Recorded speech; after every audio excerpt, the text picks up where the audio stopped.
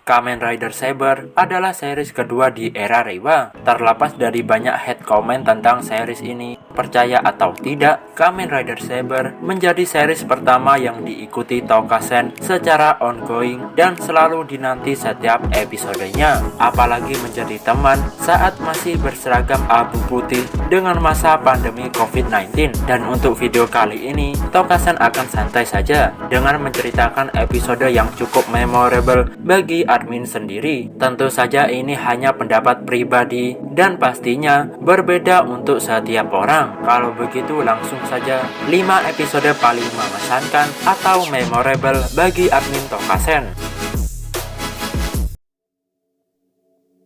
Episode 16. Yang pertama ada di episode belasan, bercerita tentang Touma yang sudah mengalahkan Kamijo dengan kekuatan Dragonic Knight. Namun setelah kemenangannya, ia teringat perkataan Kamijo tentang pengkhianat di organisasi. Kemudian Reika Shindai memerintahkan kesatria di markas utara untuk menyita pedang Reika milik Touma. Tentu saja berakhir penolakan sehingga ia terpaksa bertarung dengan teman-temannya sebab dianggap meneruskan rantai pengkhianatan. Mulai titik inilah pengembangan Touma menjadi kesatria yang sesungguhnya demi tekadnya untuk menyelamatkan para manusia yang bersatu dengan Megiddo, bukan asal bertarung untuk menang saja. Dan di episode seterusnya hingga episode puluhan, kita dihadirkan konflik Saber yang berusaha sekuat mungkin untuk bertarung dengan para seniornya, sekaligus meyakinkan tujuannya agar mereka bisa bersatu kembali.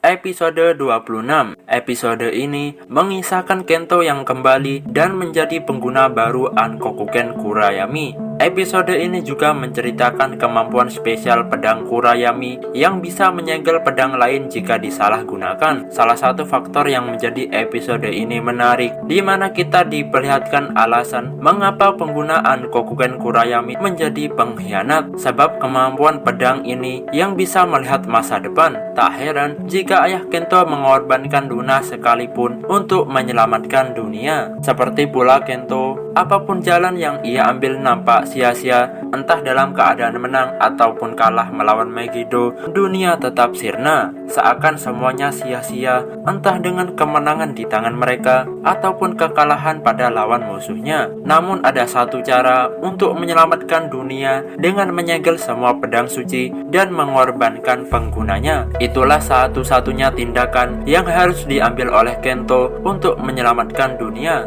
Setidaknya reaksi admin untuk episode ini banyak nuansa dark tentang penglihatan masa depan yang suram. Episode 32. Ini merupakan episode yang menampilkan debut form terkuat Kamen Rider Blades. Cerita dimulai dengan serangan mendadak dari bawahan Master Logos, yakni Shindai bersaudara serta Megiddo, terutama Zuos yang berevolusi menjadi liar. Para kesatria kewalahan menghadapi Durendal dan Sabela, dan di saat yang sama mereka harus melindungi pedang suci yang direbut paksa serta salah satu buku terkuat di markas utara. Bahkan Zuos yang ganas menjadi pukulan keras bagi Blades, mengharuskan ia bertarung dengan kekuatan seadanya untuk melindungi orang berharga baginya. Namun tekad yang kuat saja belum cukup, hingga pecahan buku terkuat bereaksi dengan keinginan kuat Rintaro membuatnya mendapatkan kekuatan baru, yakni Tategami Hyoju Senki. Episode ini menjadi berkesan bagi Tokasen disebabkan perkembangan karakter Rintaro yang dirasa sudah matang, apalagi ia sebelumnya mendapat ejekan kesatria air mata. Namun kita tidak bisa menyalahkan sepenuhnya, sebab Rintaro sebatang kara sejak kecil. Organisasi Sword of Logos tentulah sangat berarti baginya, apalagi ia memiliki guru yang sangat ia kagumi namun tewas di tangan Zuos. Dan kali ini adalah waktu yang tepat untuk membalas dendam atas kematian Master Blades. Di titik ini Rintaro dirasa sudah dewasa, dengan tekad membara tetapi tetap dengan karakternya yang tenang dan semakin bijak. Episode 38. Jika bicara tentang episode memorable, maka debut Final Form Saber kali ini jawabannya, sebab menunjukkan betapa sentralnya karakter Touma menjadi MC Kamen Rider. Begini ceritanya, Master Logos dengan ambisinya untuk menghancurkan dunia yang tentu saja ditentang oleh para kesatria, mengharuskan mereka semua bersatu tanpa terkecuali. Touma yang menghadapi Bahato yang tetap dengan ideologi kehampaan cukup membuatnya kewalahan, namun dengan keyakinan Bahato bisa dikalahkan dalam wujud manusia saja. Bahkan Bahato percaya pada masa depan manusia di tangan Touma. Semakin epik ketika Touma menahan serangan Solomon dengan dua pedangnya, yang dengan lantang mengatakan jika pedangnya ringan. Dilanjut ia menegaskan kesatria sesungguhnya bertarung dengan hati dan jiwa mereka. Bersatunya semua kesatria membentuk keajaiban, di mana ke-11 pedang membentuk pedang baru bernama Hawken Cross Saber, yang tentu saja kunci kemenangan untuk menghadapi Solomon serta menyelamatkan dunia. Tidak bisa diragukan, akting tokoh Touma perlu diacungi jempol dalam episode ini. Ia menunjukkan aura sebagai karakter utama sesungguhnya, seakan semua karakter dibuat melongo oleh tindakannya.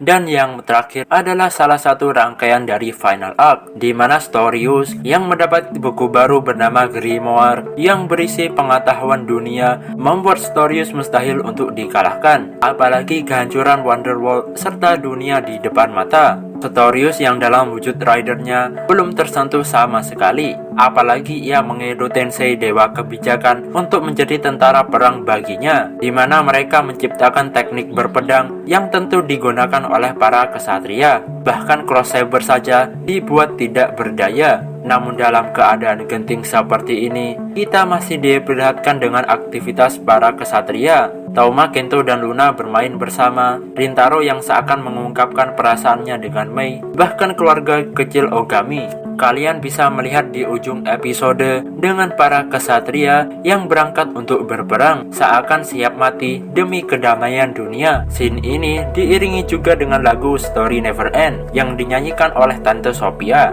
Apalagi jika kalian mengikuti episode Saber secara ongoing, banyak momen emosional dari episode ini. Bahkan 3 episode selanjutnya menampilkan pertarungan mati-matian, bahkan untuk melawan para Lord of Voice saja. Ketegangan pertarungan membuat kita bertanya, apakah para kesatria akan tiada pada akhirnya? Terima kasih sudah menonton video ini. Jangan lupa cek yang lainnya. Tinggalkan like jika suka, subscribe bagi yang belum. Admin minta maaf apabila ada kesalahan, dan sampai jumpa di video selanjutnya.